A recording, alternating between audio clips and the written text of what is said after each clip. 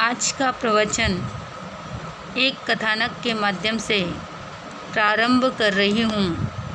कहते हैं किसी महल में आग लग गई। महल के सभी लोग आग से बचने के लिए बाहर की ओर दौड़ पड़े।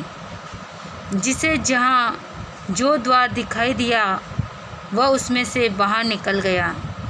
लेकिन बताते हैं कि वहाँ पर एक अंधा व्यक्ति जो महल के अंदर रह गया। अग्नि की तपन से उस अंधे व्यक्ति को महसूस हुआ कि महल के अंदर आग लग गई है।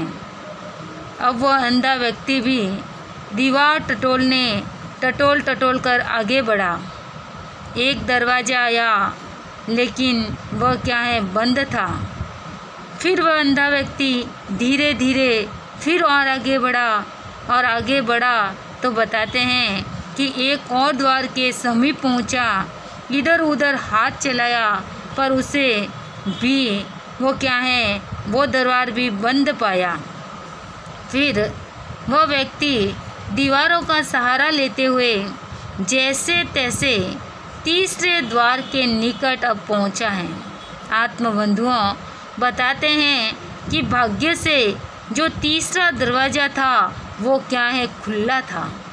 वह बाहर निकला और इससे पहले कहते हैं कि उसके सिर में तीव्र से खुजली उठी और खुजली उठने से वह व्यक्ति सिर को खुजाते आगे बढ़ गया और जो खुला हुआ द्वार था अब वो भी उसका पीछे रह गया।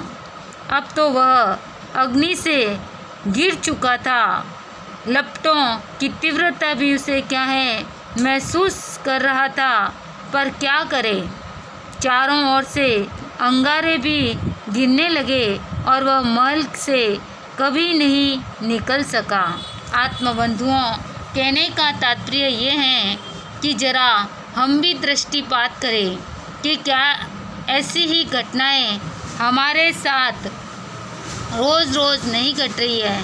हम भी इन्हीं स्थितियों से घिरे हुए नहीं हैं और जब अवसर आता है बाहर निकलने का, मुक्त होने का, हम भी सिर खुजाते ही रह जाते हैं और अंततः हमारी स्थिति उस अंधे के समान हो जाती है।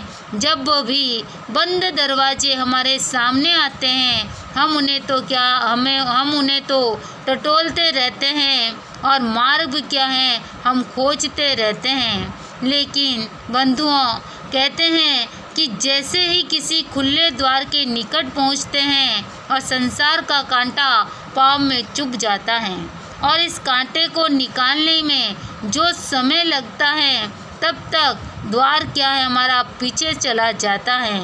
आत्मबंधुओं जहाँ बताते हैं कि सत्संग में जाते हो, प्रवचन सुनते हो, स्वाध्याय करते हो, सब इसलिए कि किसी तरह वह द्वार खुल जाए। लेकिन जब उस द्वार के निकट पहुंचने को होते हो तो ये संसार की खुजली वापस लौटा देती हैं। हम तुम्हारे जीवन में मुक्ति के दरवाजे तो कितने ही बार आते हैं बंधुओं, लेकिन बताते हैं कि कितने ही रूपों में भी आते हैं, लेकिन संसार के कांटे, संसार की खुजली, संसार के संबंध उन द्वारों के आगे बढ़ने नहीं देते हैं और तुम उस अवसर को चूक जाते हो। तो कहने का तात्पर्य आत्मबंधुओं कि जिंदगी के द्वार की तलाश है और जीवन के रास्तों की तलाश है, लेकिन जब भी आपके सामने मार्ग आता है उस समय तुम आंखें को बंद कर लेते हो। कहा भी है कि हर दिन भगवान का बनाया हुआ है, उसमें कौन सा दिन अच्छा है और कौन सा दिन बुरा। अच्छा काम करना हो तो हर दिन अच्छा है और बुरा काम करने के लिए तो मंगलवार भी बुरा है। इसीलिए कहा है 7 दिन भगवान के। इन्हीं शब्दों के साथ ओम शांति, ओम शांति।